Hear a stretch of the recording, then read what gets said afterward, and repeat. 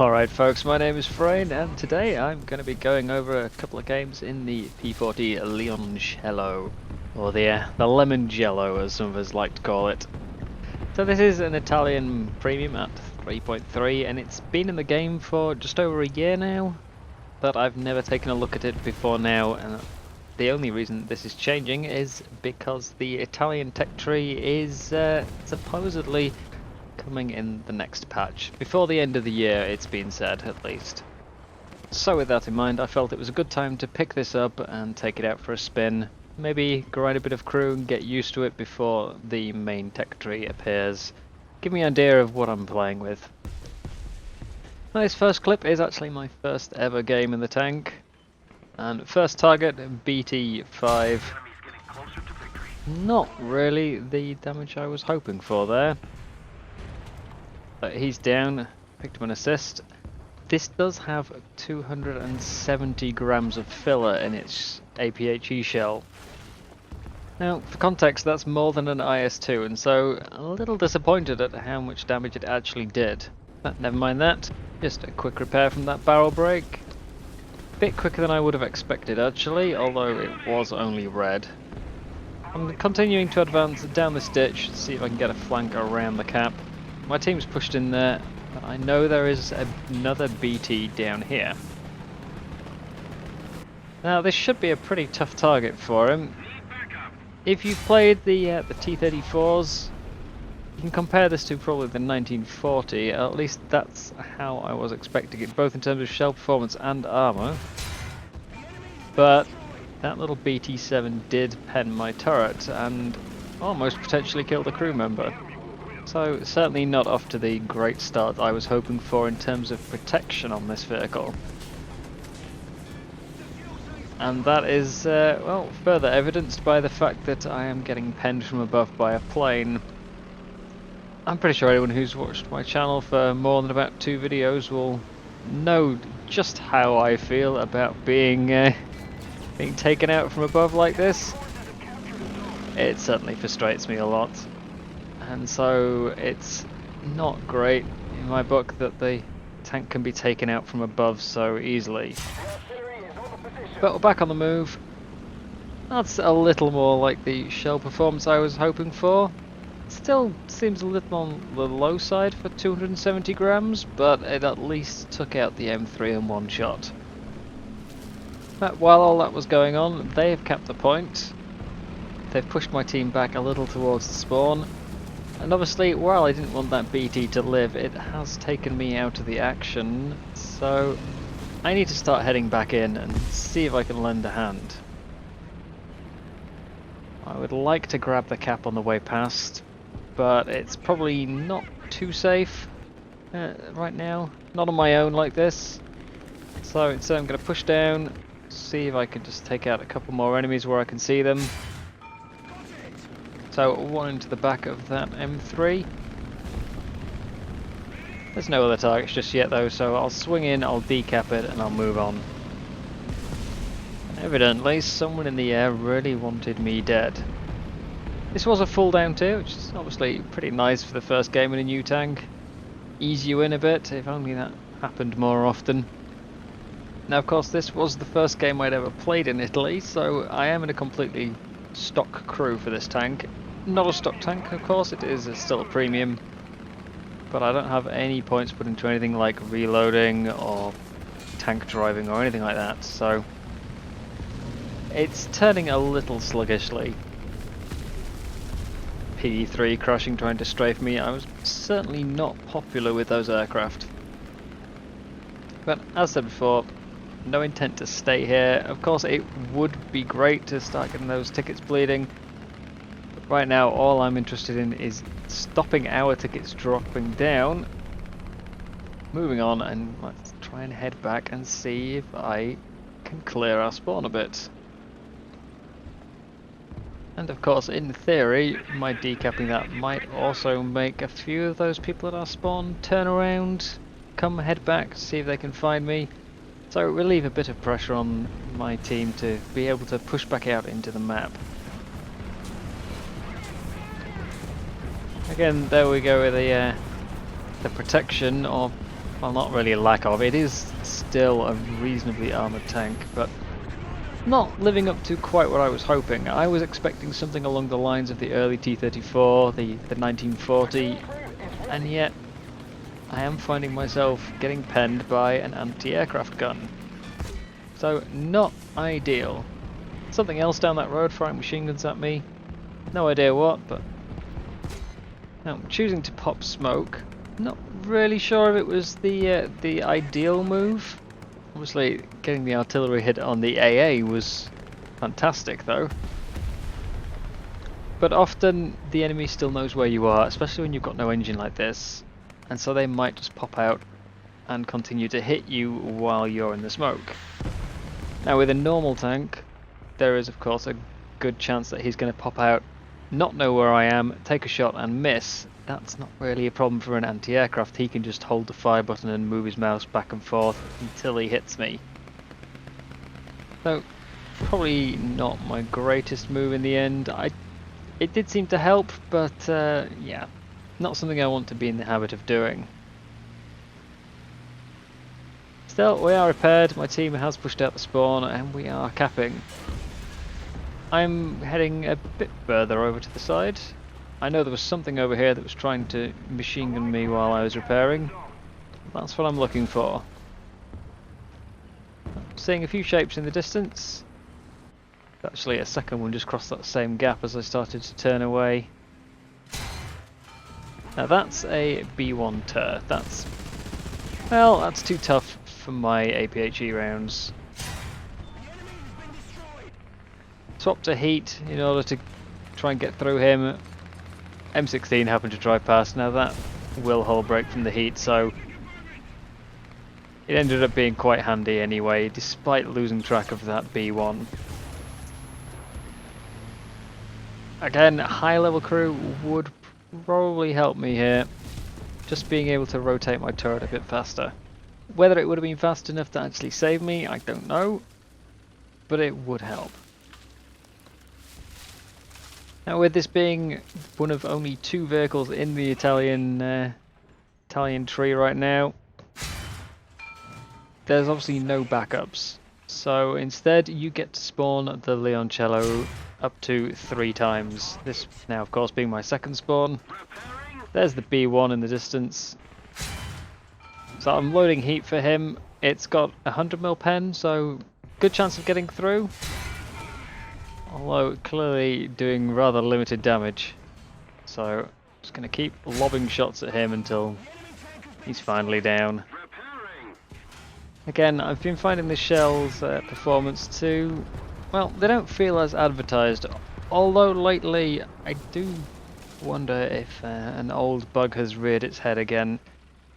There was a period last year where for about a week APHE shells were not really fusing properly. You'd penetrate a tank and just do very minimal damage, a bit of yellowing of a gunner or something.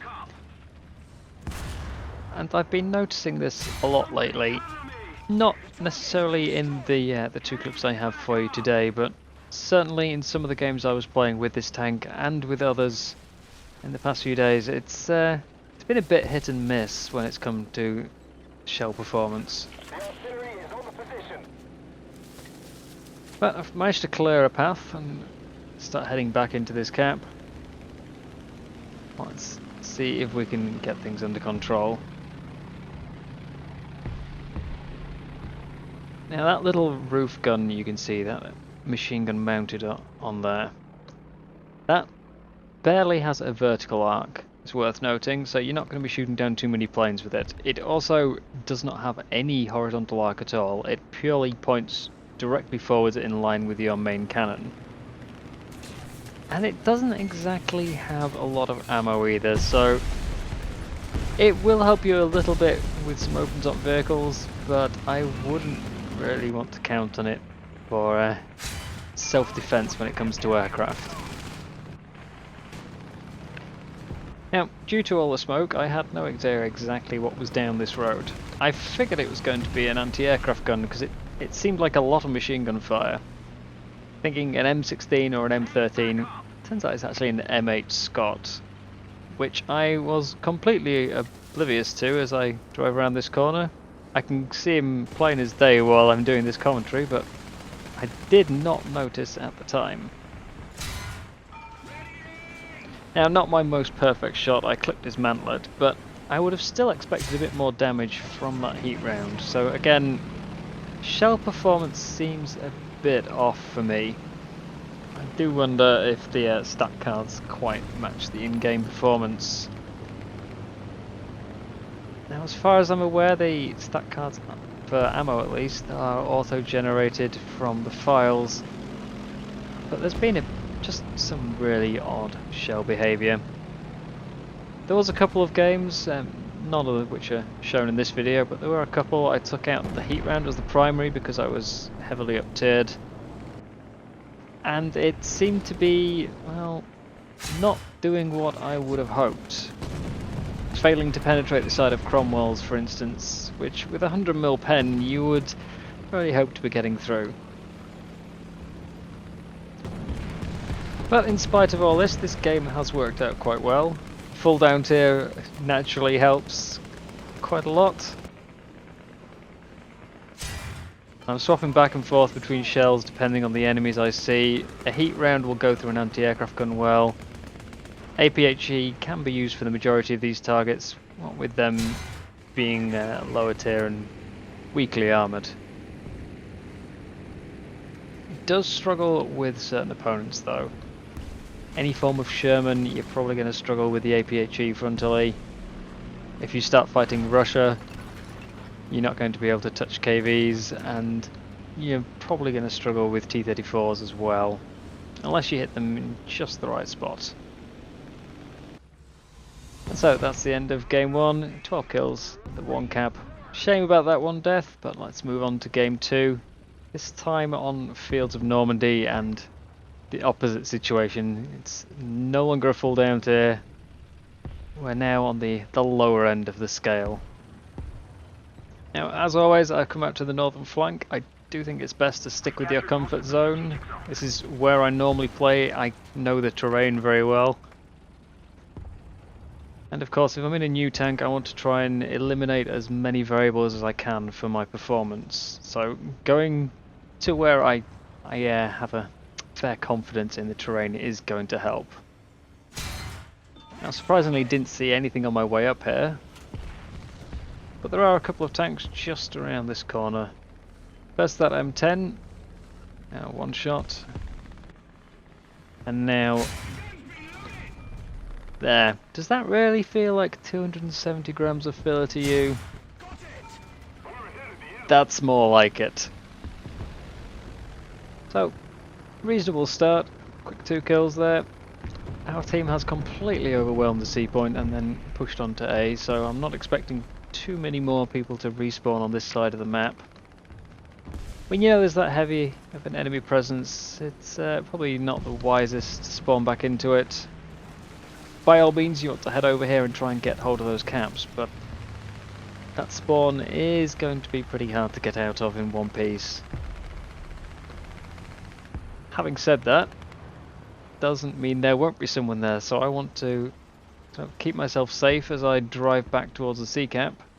Keep an eye out for anyone who is respawning, such as that little T3. That's a Soviet captured Panzer III Premium. Not really something I tend to see a lot of in realistic. Do tend to see them in sim quite a bit. But 1 quick turret shot and easily dispatched. When this shell works, it's pretty nice. I just wish I could find it to be a bit more reliable. Maybe it's just having an off week. There does seem to be a bit of hassle around the C point, so I am now going to head back. Trying to keep on this side of the road, keep some bushes, hills, etc. between myself and potential respawners. My team has just managed to clear out the cap before I got here, but I still ideally wanted to come this way anyway. I want to head over towards A and towards B, see if I can get more involved in the fight that's going on over there. And I would rather do it by going sort of down the centre of the map than cutting across in front of their spawn. It's pretty risky to go that way. There's not too much cover, especially once you get about halfway to the A point. You start climbing uphill out of those ditches. You're going to have your back to them, and it's going to start to hurt. So, cut across here, nice straight shot from C to A. Someone has decapped that, and it's now being blocked by our team, so I know there's at least one tank over there.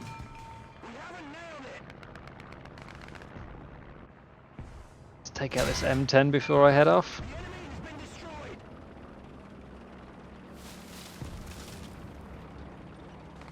And now, what's this Panzer III firing at?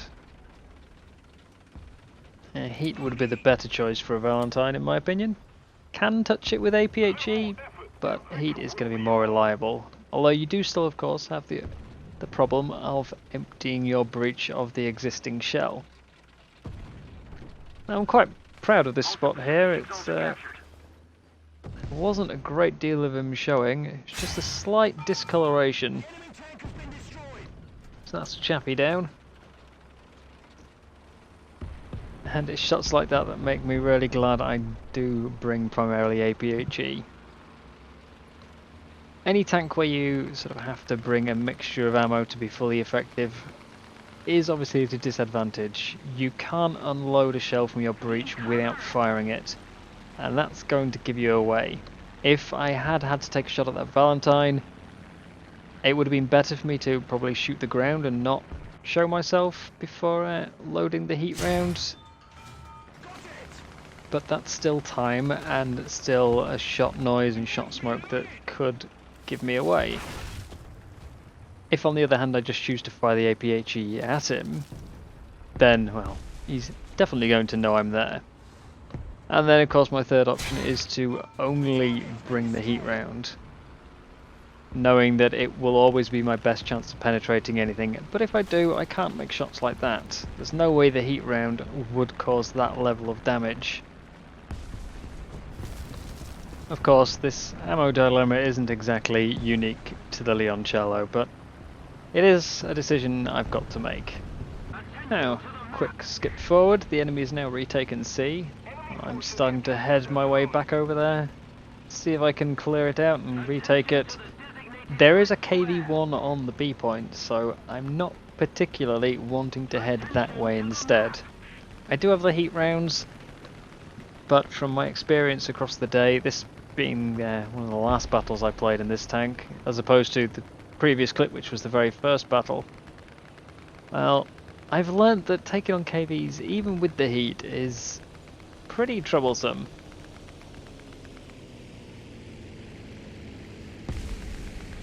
I'm just taking a quick glance over towards their spawn as I drive across the field. There is a T-50, not entirely sure what he's doing, but I'll quickly dispatch him.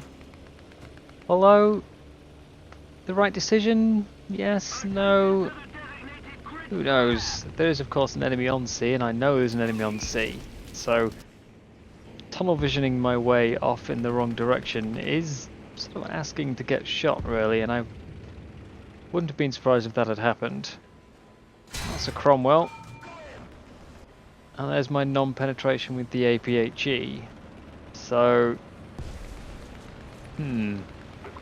shell performance, again, not quite what I'd hope. I'm pretty sure I just clipped his track at an odd angle, odd enough to not cause any damage to it, but even so, who knows. Now he's running off towards our Stug on the hill. I've no line of sight on him at the moment, but I'm recapping, so he's either going to have to deal with the Stug or he's going to have to come back to me. And the Stug's taking care of him. I swear there was more foliage here before. The bomb effect clearing out the entire cap, making me a little overly vulnerable. So let's just get out of here again. Still sat on roughly 50-50 for the ammo count. It's been a constant back and forth, contemplating which one to use. I've now got heat loaded because of the failure to pen the side of that Cromwell. Hopefully not something that causes problems for me in the future.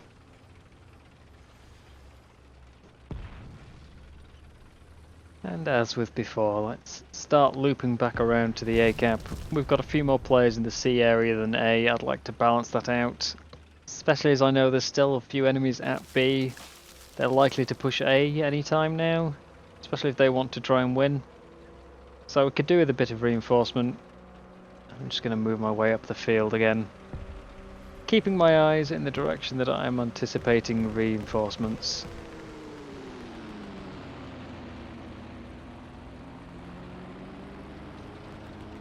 Although, admittedly, not quite sure, watching this back, why I was going on such an odd angle. Oh, that's an interesting fight to pick. Why would an M16 try and take on... well, something that looks armoured at least. Enemy recapping A and something shooting at me from the rear. Not an ideal situation, I'm a bit sandwiched. That looks to be it.